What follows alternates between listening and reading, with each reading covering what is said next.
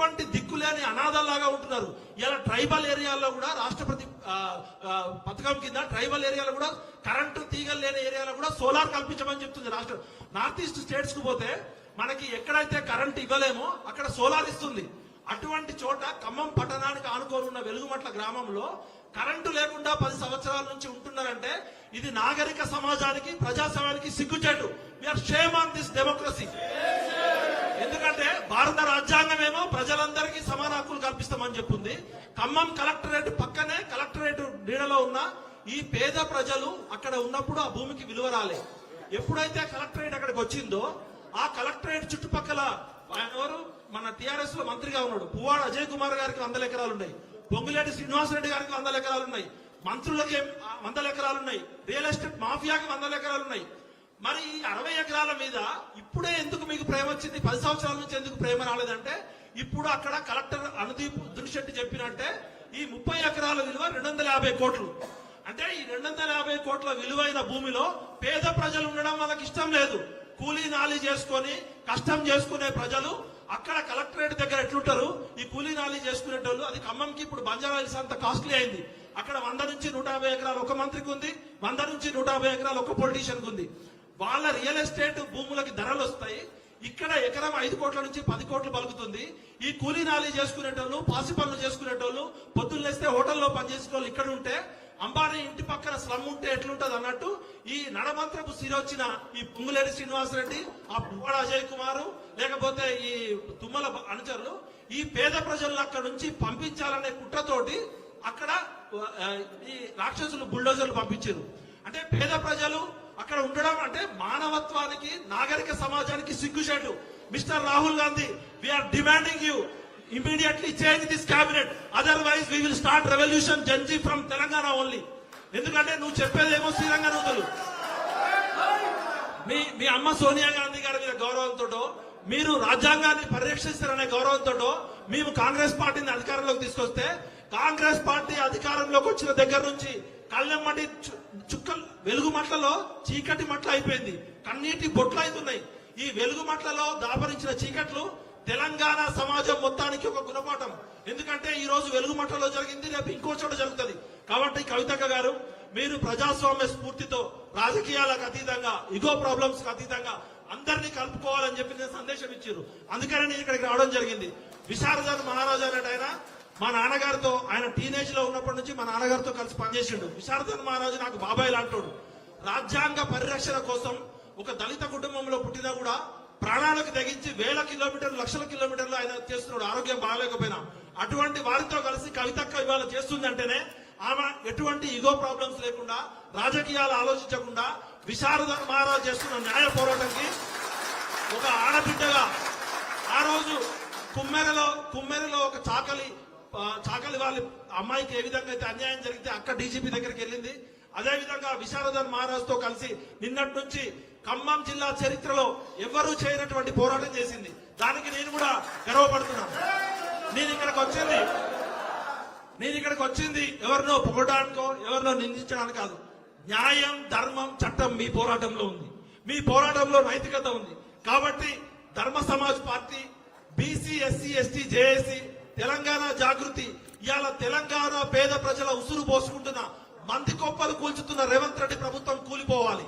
మార్పు వద్దు, మాకు నీ మార్పు వద్దు, నీ కాంగ్రెస్ వద్దు. మంది కొప్పలు కూల్చుతున్న 3 మంత్రులు సిగ్గుచేటు. మీరు పేద ప్రజలకి భూమి దానం చేస్తే పాపం దిక్కులేని పేద ప్రజల దగ్గర మీరు వీరముష్టి అడుగుకుంటున్నారు. మీరు వీరముష్టి మంత్రులు ముగ్గురు పేరుకి ఒక్కొక్కరు సీనియర్లు. తుమ్మల నాగేశ్వరరావు అనుభవం, ఆయన నా వయసు 47 ఏళ్ళు, నీ పుట్టక ముందు నుంచే మంత్రి. టీడీపీలో ఆయనే మంత్రి, కాంగ్రెస్ లో ఆయనే మంత్రి, టీఆర్ఎస్ లో ఆయనే మంత్రి. రేపు పొద్దున ఇంకేదన్నా పార్టీ వస్తే ఆ పార్టీలో కూడా జాయిన్ అవుతారు. సిగ్గుంటారు తుమ్మల నాగేశ్వరరావు గారు, మీకు వయసు ఉంది కానీ కనీసం సోయలేదా నీకు?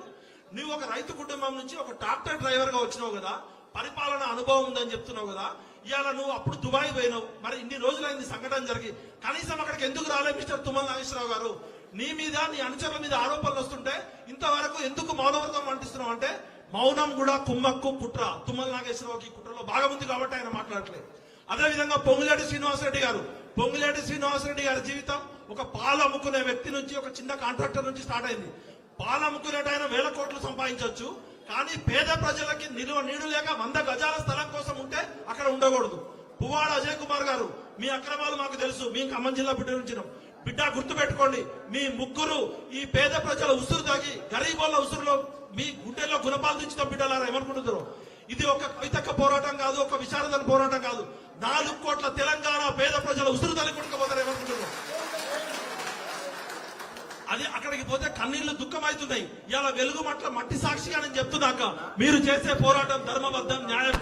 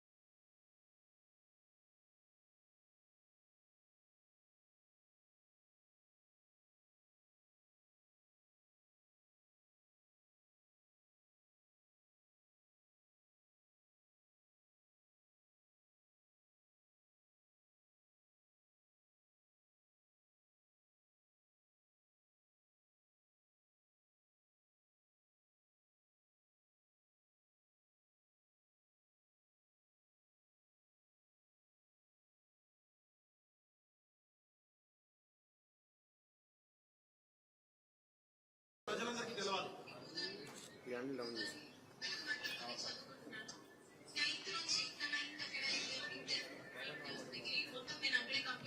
అన్న జరిగింది ఓయ్యా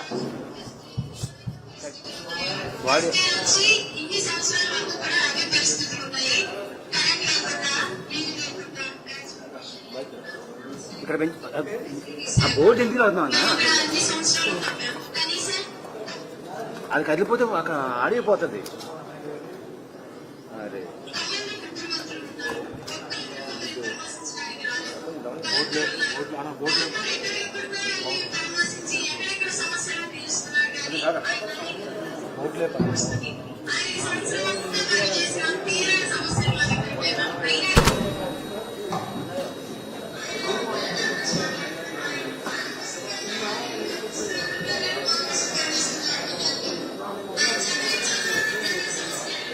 ఇది వస్తుంది కదన్నా మళ్ళీ ఆమెకి ఏం చేసి ఇప్పుడు దాకా వచ్చింది కదా మైక్ ఇది.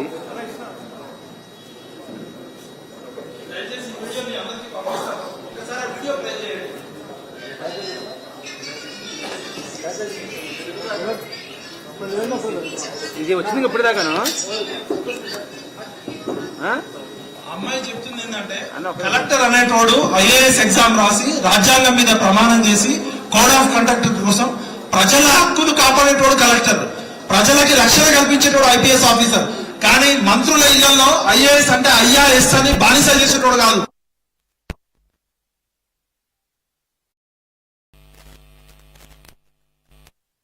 స్కూల్ ఆఫ్ గవర్నెన్స్ లో చదువుకున్న ఒక స్కాలర్ గా అడుగుతున్నా, నువ్వు అసలు సివిల్ సర్వీస్ ఎగ్జామ్ ఎట్లా పాస్ అయినావో నాకు అర్థం కావట్లే. నువ్వు రాజ్యాంగాన్ని పరిరక్షించాలి గానీ పొంగులేటి శ్రీనివాస్ రెడ్డి చెప్పిందో తుమ్మల నాగేశ్వరరావు చెప్పిందో చేయడానికి నువ్వు అటెండర్వి కాదు, బానిసవి కాదు మిస్టర్ అనుదీప్ దురిశెట్టి. నువ్వు ఇలా ఆర్టికల్ 14 ని ఉల్లంఘించినావు, ఆర్టికల్ 21 ని ఉల్లంఘించినావు, ఆర్టికల్ 300A ని ఉల్లంఘించినావు. నువ్వు ఏ విధంగా ఉల్లంఘించినావు కూడా చెప్తాం. ఎందుకంటే నిన్ను డిఓపిటికి, డిపార్ట్మెంట్ ఆఫ్ పర్సనల్ ట్రైనింగ్ కి ప్లస్ రాష్ట్రపతి దగ్గర కూడా నీ మీద కంప్లైంట్ ఇవ్వాలక్క. ఈ కలెక్టర్ మానవ హక్కుల ఉల్లంఘన చేసిండు. జీవించే హక్కును కలరా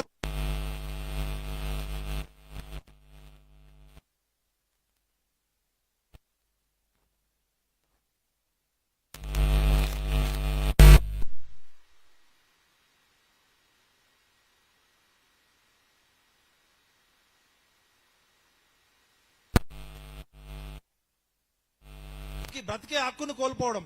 ఆర్టికల్ 300A అనేది చట్ట ప్రక్రియ లేకుండా ఎవరిని వారి ఆస్తి నుండి తొలగించలేరు. ఇక్కడ ఖమ్మం జిల్లాలో సరైన పునరావాస విధానం లేదు, సరైన నోటీసు ప్రక్రియ లేదు. అదే విధంగా చట్టపరంగా కూడా ఎన్నో ప్రశ్నలు వస్తాయి. పరిపాలన నిష్పక్షపాతం జిల్లా పరిపాలన యొక్క ముఖ్యమైన లక్ష్యం.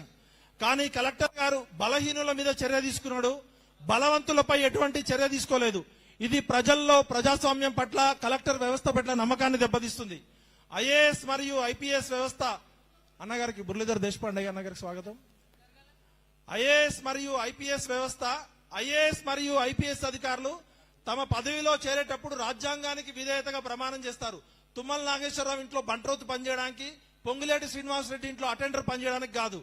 చట్టాన్ని సమానంగా అమలు చేయడంలో కలెక్టరు, ఎస్పీ ఫెయిల్ అయ్యారు. బలహీన వర్గాలని, పేదవాళ్ళని, బలహీనంగా ఉన్న వాళ్ళని రక్షించడం రాజ్యాంగం యొక్క ప్రాథమిక సూత్రం. కానీ ఖమ్మం కలెక్టర్ గాని, ఎస్పీ గాని, అధికారులు గాని, ఆర్డీఓ గాని, ఎంఆర్ఓలు గాని మొత్తం మంత్రుల ఇళ్లలో చెప్రాసిల్లగా పనిచేశారు. We are shame on mister Anudeep Durishetti. మేము మీ మీద అమ్నెస్టీ ఇంటర్నేషనల్ మానవ హక్కుల దానికి, డెమోక్రసీ వాచ్ కి, ఈ దేశంలో ఈ ప్రపంచంలో మానవ హక్కుల పరిరక్షణకి, మహిళల హక్కుల పరిరక్షణకి, బాలల హక్కుల పరిరక్షణకి, గర్భిణీ స్త్రీల హక్కుల పరిరక్షణకి, వృద్ధుల హక్కుల పరిరక్షణ కోసం, వికలాంగుల పరిరక్షణ కోసం ఆ 700 కుటుంబాల్లో గర్భిణీ స్త్రీలు ఉన్నారు, వికలాంగులు ఉన్నారు, వృద్ధులున్నారు, మహిళలున్నారు. కనీసం మానవత్వం లేకుండా ఇలా మన చిన్నప్పుడు ఒక పిచ్చుక పిల్ల కింద పడిపోతేనే ఆ పిచ్చుక పిల్లని గూడులో పెట్టడానికి మనం ఎంతో ట్రై చేస్తాం. అలాంటిది గూడు లేని గరీబోళ్ళని గుణపాలు దించి, వాళ్ళ గుండెల్లో గుణపాలు దించిన పొంగులేటి ఖబర్దార్, తుమ్మల ఖబర్దార్, మిస్టర్ రేవంత్ రెడ్డి ఖబర్దార్. మంది కొంపలు కూల్చే మంత్రులు కూలాలి, మంది కొంపలు కూల్చే మంత్రులు కాంగ్రెస్ కూలిపోవాలి. మీ మార్పు వద్దు, మీ కాంగ్రెస్ వద్దు. ఒకటే ఇప్పుడు ఆచార్య వినోబా భావే గారు భూమి గురించి మహాత్మా గాంధీ గారు చెప్పి నేను క్లోజ్ చేస్తా, ఎందుకంటే చాలా మంది పెద్దలు వచ్చారు. మహాత్మా